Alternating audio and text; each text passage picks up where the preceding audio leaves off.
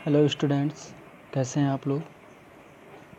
आज मैं जिस टॉपिक को लेके आया हूँ वो एवोल्यूशन के फील्ड में एक नया ट्रेंड है। जैसे कि आप जानते हैं, इसने मार्किंग सिस्टम को रिप्लेस किया है और ये है ग्रेडिंग सिस्टम। तो आज मैं बात करने जा रहा हूँ ग्रेडिंग सिस्टम पे। जैसे कि आप लोग जानते हैं कि जो एवोल्यूशन होता है टीचिंग लर्निंग प्रोसेस का एक इम्पॉर्टेंट पार्ट होता है।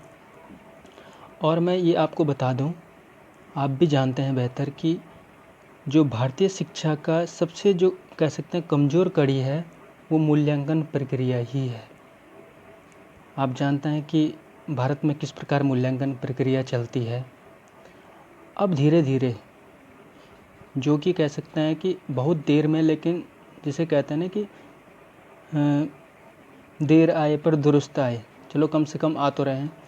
मानी कह सकते हैं वेस्टर्न जो कंट्रीज़ हैं उनके मुकाबले तो एवोल्यूशन के फील्ड में हम बहुत पीछे हैं, लेकिन फिर भी हम काफ़ी हद तक अब आगे बढ़ रहे हैं। पुरानी प्रक्रियाओं को छोड़ रहे हैं हम धीरे धीरे। लेकिन यहाँ पे कुछ ऐसी परिस्थितियाँ हो जाती हैं कि एवोल्यूशन के फिर उसी प्रकार को या ढर्रे को हमें अपनाना होता है। न छात्र वो चाहते हैं, न टीचर्स चाहते हैं, न पेरेंट्स चाहते हैं कि इस क्षेत्र में कोई नया एक कह सकते हैं इनोवेशन हो। लेकिन फिर भी कोशिश की गई है ग्रेडिंग सिस्टम की। ग्रेडिंग सिस्टम की बात करूँ तो मैं आज से नहीं बल्कि मैं मुदालियर आयोग 1952 का 23 सितंबर 1952 को इस आयोग की स्थापना हुई और जिसे कहते हैं लक्ष्मण स्वामी मुदालियर इसके अध्यक्ष थे। तो इन्होंने अपने इस आयोग में सिफारिश में एक महत्वपूर्ण बिंदु रखा था और वो था कि उन्होंने कहा कि जो मार्किंग सिस्टम है उसको बदलकर उनके स्थान पर ग्रेड प्रदान किए जाएं। तो इसका मतलब शुरुआत कहीं ना कहीं मुदालियर आयोग की सिफारिश से शुरू हो चुकी थी, लेकिन उसका क्रियान्वयन कितना हुआ ये आप भी जानते हैं और मैं भी जानता हूँ। उसके बाद न जाने तमाम कितने आयोग आए। 1986 का राष्ट्रीय शिक्षा नीति, जो भारत के एक कह सकते हैं एक ब्रॉड वे में भारतीय शिक्षा नीति थी, उसने भी सिफारिश की लगातार कि मार्किंग के सिस्टम को चेंज कर इसकी जगह पर ग्रेड दिया जाए। उसमें भी सिफारिश दी गई, लेकिन सिफारिश को क्रियान्वयन नहीं किया गया। अनेक ऐसे आयोग आए लगभग। फिर उसके बाद यूजीसी ने भी बहुत बार कह सकते हैं कि 1970 के दशक के दौरान उन्होंने भी यूनिवर्सिटी स्तर पर ग्रेडिंग सिस्टम को लागू करने के लिए बहुत सारे सेमिनार वर्कशॉप आयोजित किए, लेकिन फिर भी कुछ विश्वविद्यालयों के अतिरिक्त संपूर्ण विश्वविद्यालयों ने उनको अपनाया नहीं। तो ये हमारे देश की एक बड़ी कमजोरी है। यहाँ पे प्लान तो किए जाते हैं, प्लान तो बनाए जाते हैं, आयोग भी गठित किए जाते हैं, सिफारिशें भी होती हैं, लेकिन उनको लागू नहीं किया जाता। ये बड़ी दुख की बात होती है। खाका हम हमेशा तैयार करते हैं, हमारे पास बहुत अच्छे माइंडेड लोग होते हैं, लेकिन हम उसको क्रियान्वित नहीं करते हैं। ये बड़ा दोष हो जाता है हमारे देश का। कोई भी हमारे यहाँ कोई भी नीति जब आती है उसमें अच्छे सुझाव होते हैं जो पढ़ने में तो अच्छे लगते हैं, लेकिन उनको ज़मीनी हकीकत या कह सकते हैं कि बुनियादी स्तर पर उनका क्रियान्वयन नहीं हो पाता है। उसी प्रकार लगातार ग्रेडिंग सिस्टम की सिफारिश जो शुरू से होती आ रही है वो अब जाके लगभग 2010 के बाद इसको सीबीएसई ने शुरू करना, माने सीबीएसई ने इसको शुरू किया स्कूली स्तर पर।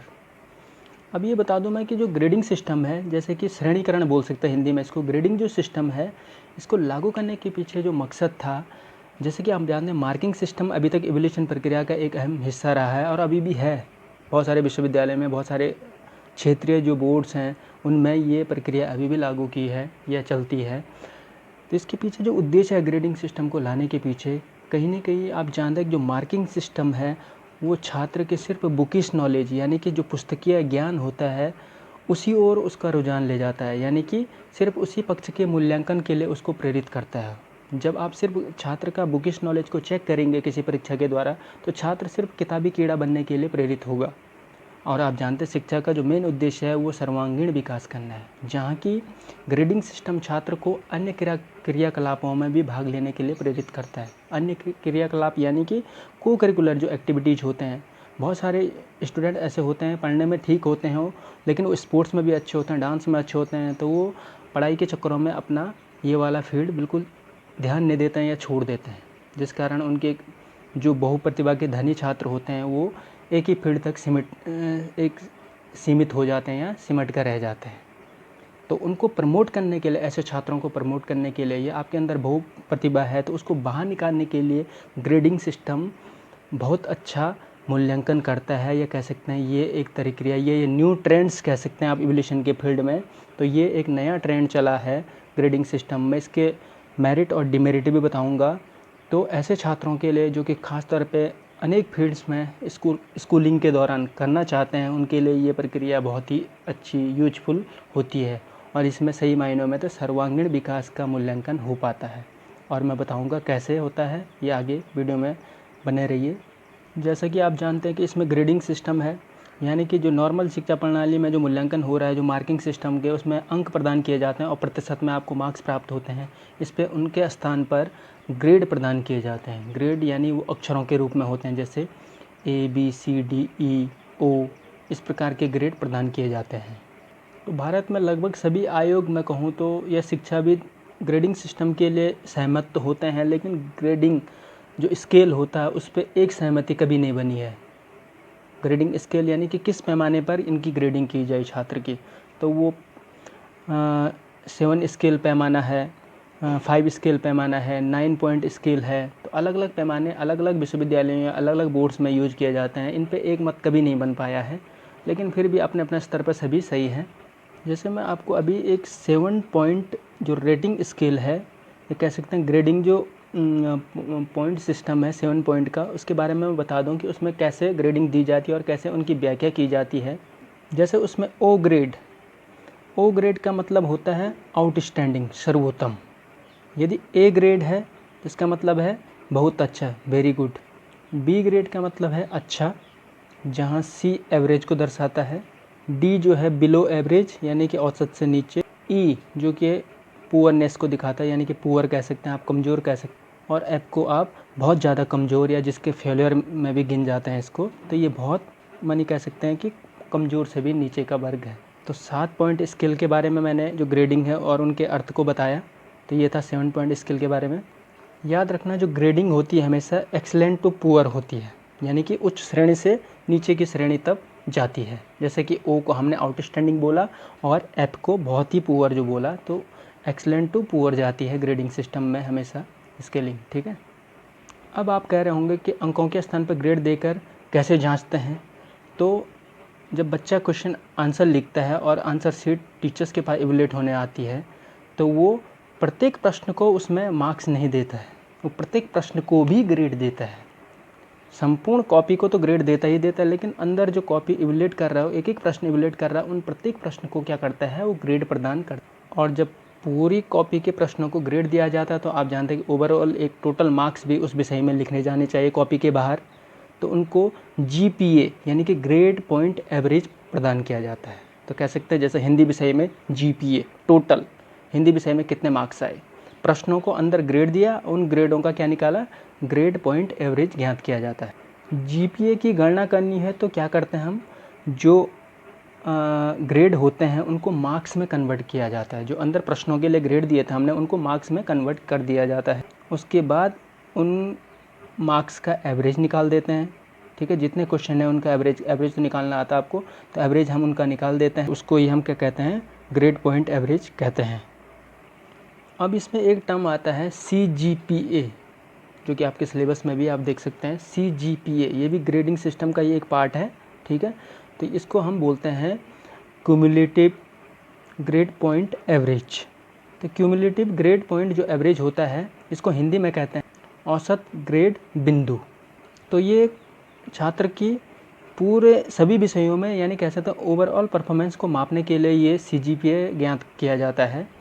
जैसे कि आपको पता है एक सब्जेक्ट में एक क्लास में 5 से 6 विषय होते हैं, तो प्रत्येक विषय का आप GPA निकालते हैं, ग्रेड पॉइंट एवरेज निकालते हैं, और उसके बाद टोटल सब्जेक्ट के लिए सभी को जोड़कर आप CGPA वहाँ पे दिया जाता है। यानी कि बच्चे का जो ओवरऑल, जिसे कहते हैं हमारा नॉर्मल मार्किंग सिस्टम में, जैसे कि आउट ऑफ 500 में से हमारी 300 कुछ मार्क्स हैं, तो वहाँ पे क्या होता है, CGPA ग्रेडिंग में दिया जाता है। CGPA कितना आया, तो इस आधार पर ग्रेडिंग की जाती है। तो CGPA ओवरऑल परफॉर्मेंस होता है। तो ओवरऑल जो भी एकेडमिक परफॉर्मेंस आपकी होती है, उसको हम CGPA के थ्रू ही इंडिकेट करते हैं। सकते हैं कि बच्चे के ये पूरे विषयों का एक फाइनल क्या होता है, मार्क्स होता है जिसे कहते हैं कि फाइनल एवरेज होता है, सभी विषयों का फाइनल एवरेज कह सकते हैं आप इसको। और मैं बता दूं कि CGPA का देने का तरीका सभी कंट्रीज़ में अलग अलग है, इसके मानक अलग अलग हैं। भारत में जो CGPA देने का जो बेस है कह सकते हैं वो परसेंटेज बेस है भाई। कैसे है मैं बताऊंगा, वो परसेंटेज बेस पर CGPA दिया जाता है। अब बात आती है कि CGPA कैसे निकालते हैं। तो CGPA निकालने के लिए एवरेज मेथड का यूज किया जाता है।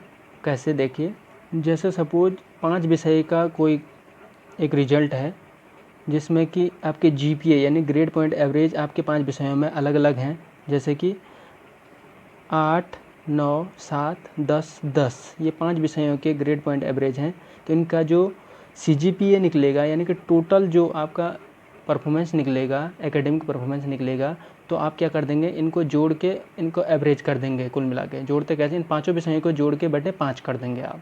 तो मैंने क्या कहा था, 8 धन 9 धन 7 धन 10 बटे 5 कर देंगे आप। तो ये हो रहा है आपका कितना, जोड़ेंगे आप तो 44 बटे 5, 5 के भाग 44 में दे देंगे आप, तो वो समथिंग 8.8 समथिंग आ जाए, यानी कि आपका टोटल एकेडमिक परफॉर्मेंस 8.8, यानी इसको आप CGPA बोलेंगे। तो आपका CGPA रिजल्ट में लिखा होगा 8.8। तो ये तो CGPA है आपका फाइनल रिजल्ट, आपका जो मार्कशीट आएगी उसमें CGPA लिखा होगा 8.8। अब इसको परसेंटेज में कैसे काउंट करेंगे हम, परसेंटेज में कैसे पता चलेगा कि 8.8 का मतलब कितना प्रतिशत है। एक फार्मूला यूज किया जाता है इसके लिए, यानी कि कह सकते हैं how to converted CGPA to percentage. जो भी आपके पास CGPA आता है उसको 9.5 से मल्टीप्लाई कर देते हैं, यानी कि जो फार्मूला होता है वो होता है CGPA ज्ञात करने का 9.5 इंटू एवरेज जो भी आपने निकला था, जो CGPA निकला था आपका। तो छात्र की मार्क्स निकालने के लिए आप क्या कर देंगे, 9.5 इंटू CGPA, जो भी CGPA आपका निकला है तो आपका मार्क्स परसेंटेज में आएगा। तो 8 है गुणा गए 9.5 बराबर जो भी आता है गुणा करके आप देखेंगे तो 83.6 आ रहा है। तो 83.6 यानी कि 83.6 उसकी मार्क्स हैं। और आप फिर आप ग्रेडिंग सिस्टम के टेबल में देखेंगे 83.6 तो किस ग्रेड में आता है वो, यानी कि ठीक ठाक है, आउटस्टैंडिंग लेवल का बच्चा है। तो ये था CGPA को परसेंटेज में भी चेंज करने का फॉर्मूला, वो है जो है वो 9.5 इंटू CGPA कर देंगे आप। उम्मीद है आपको समझ में आ रहा होगा। अब इसके मेरिट और डिमेरिट के बारे में बता दूं। मेरिट की बात करूं तो ये मूल्यांकन पद्धति एक प्रकार से विश्वसनीय है। मार्किंग में जो विविधता आती थी, जो वेरिएशन बहुत आता था, ठीक है, या विषमता आती थी, उसको ये कम कर देता है कुल मिला के। आप जानते हैं कि मार्किंग में जो विविधता और विषमता आती है, अगर एक ही कॉपी 2 टीचर अलग अलग टाइम पे चेक करते हैं, आप जानते हैं कि मार्क्स में बहुत डिफरेंस आने वाला है। एक बच्चे की 80 आ सकती हैं, दूसरे की 88 आ सकती हैं, लेकिन आप जानते हैं कि ग्रेडिंग सिस्टम ने इसको क्या कर दिया, कम कर दिया। अब वो बच्चा 81 वाला हो चाहे 89 वाला हो, एक ही ग्रेड में आ गया, तो इसलिए दोनों के साथ न्याय हो गया। इसलिए बहुत बार टीचर की जो कॉपी चेक करने की जो एक अपनी इंटेंसिटी होती है वो इसमें नहीं दिखती है, बहुत बार वो चीज़ कम हो जाती है थोड़ा। तो इस वे में ये विविधता और विषमता को कम कर देता है। अंकन प्रणाली में जितनी भी त्रुटियाँ होती हैं उन सब का समाधान यहाँ पे हो जाता है, ये आप मान के चलो। जितनी भी त्रुटियाँ आपको दिखती हैं, मेन चीज़ तो यह है कि बच्चों पे जो अंकों का प्रेशर होता है लाने का, वो कम हो जाता है। बच्चे एक एक नंबर के लिए प्रेशर में आ जाते हैं, आप जानते हैं 81 वाला बहुत ज़्यादा प्रेशर में हो जाता है कि दूसरे की 99 है, लेकिन आपको पता है 81 और 89 वाले के ग्रेड एक जैसा है, तो बिल्कुल उसको भी संतुष्ट हो जाती है कि सेम ग्रेड में है हम, तो वो प्रेशर उसमें ऑटोमेटिकली कम हो जाता है। एक चीज़ दिमाग में ज़रूर आ रही होगी कि 89 वाला कहीं अब प्रेशर में ना आ जाए, तो इसके बारे में मैं बताऊँगा। बता दूँ मैं, जो ये वाला पॉइंट मैंने बताया प्रेशर वाला, जब बोर्ड का रिज़ल्ट आता था तो छात्रों की सुसाइड जो कह सकते हैं रेट हैं वो बढ़ जाते हैं।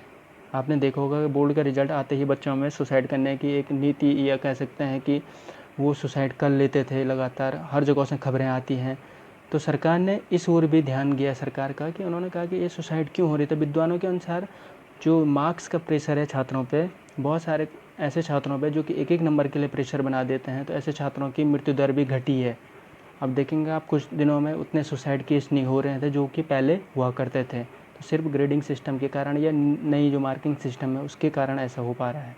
और मेन चीज़ है जो परीक्षक होते हैं, एग्जामिनर होते हैं, उनकी जो कह सकते हैं कि व्यक्तिगत क्या होती है, विषमताएँ होती हैं, वो बच्चे के आंसर शीट पे उसका प्रभाव कम पड़ पाता है। पड़ता तो है लेकिन अब कम पड़ पाता है, क्योंकि 10 नंबरों का दायरा कहीं न कहीं सिमट के रह जाता है, तो इसलिए कम पड़ पा तो पक्षपात होने की संभावना कम हो जाती है। मूल्यांकन में ये एक नया कदम है कह सकते हैं आप जानते हैं कि 5 point scale, 7 point scale, 9 point scale ही अच्छे माने जाते हैं। अलग-अलग बोर्ड्स में, अलग-अलग यूनिवर्सिटीज़ में अलग-अलग स्केल का यूज़ किया जाता है। और शुरू में मैंने बताया था मेन चीज़ इसका जो उद्देश्य है, छात्रों को को-करिकुलर एक्टिविटीज़ में भी भाग लेने के लिए प्रेरित करना। अब इसको मैं समझाता हूँ भली-भांति कैसे। आप जानते हैं कि जो मार्किंग सिस्टम है वो सिर्फ़ आपको, जैसे गणित में आपको मार्क्स चाहिए तो आपको सिर्फ़ गणित ही पढ़ना होगा, क्योंकि आपके मार्क्स देखे जाएंगे आगे कि 99 आ रहे हैं या 80 आ रहे हैं या 70 आ रहे हैं, तो बच्चा सिर्फ पढ़ता ही रहेगा। अब अन्य खेल कूदों में वो ध्यान नहीं देगा या अन्य एक्टिविटीज़ में वो ध्यान नहीं देगा, क्योंकि उसको मार्क्स पे फोकस करने हैं। ठीक, तो ऐसे बच्चे ख़ास तौर पे बिल्कुल भी टाइम नहीं दे पाते, क्योंकि एक एक नंबर के लिए उनको दिन रात पढ़ना होता है, मेहनत करनी होती है। लेकिन जब उनको बोल दिया जाए कि आपके अब 10 नंबर बिल्कुल दायरे कम हो जाएंगे और ग्रेड आपको सेम मिलेगा, तो ऐसे बच्चा, उसके पास टाइम मिल पाएगा उसको अन्य को करिकुलर एक्टिविटीज़ में पार्टिसिपेट करने का। और उससे होगा क्या, उसकी जो बहु प्रतिभाएँ हैं वो आगे उनको दिखाने का उसको मौका मिलेगा, एक प्लेटफॉर्म मिलेगा। तो आप समझ चुके होंगे मार्किंग सिस्टम का एक ड्रॉबैक है वो।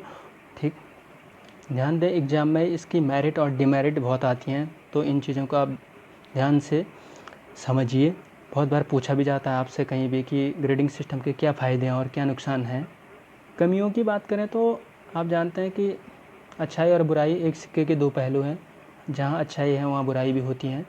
तो पहली बुराई तो यही है कि मार्क्स को ग्रेड में कन्वर्ट करना तो आसान है, लेकिन ग्रेड को मार्क्स में कन्वर्ट करना बहुत बार मुश्किल हो जाता है। और बहुत बार उस बच्चे के साथ भी अन्याय है ये, कि जो कि बहुत ज़्यादा मेहनत करके 99 मार्क्स लाता था मार्किंग सिस्टम के दौरान, और एक बच्चा 91 मार्क्स पे ही अटक गया। अब दोनों को एक ही तराजू में तोला जा रहा है, तो कहीं ना कहीं उस बच्चे के साथ अन्याय है।